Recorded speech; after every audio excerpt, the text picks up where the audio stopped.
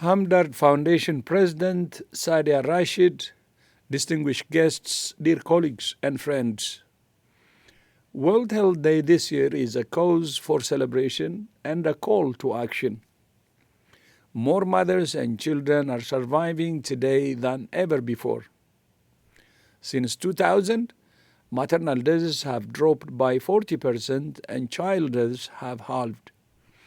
These gains are the result of research, investment, and dedication from health workers, scientists, public officials, partners, and civil society organizations, including many of you gathered in Karachi today. But still, every 7 seconds, a mother or baby dies a preventable death. Each one represents a life lost too soon and a system that failed to protect them.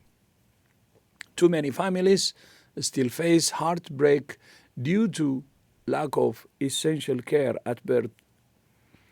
That's why WHO, UNICEF, and UNFPA launched the Every Woman, Every Newborn, Everywhere partnership and the Child Survival Action Initiative to support national and local health systems in stopping preventable deaths.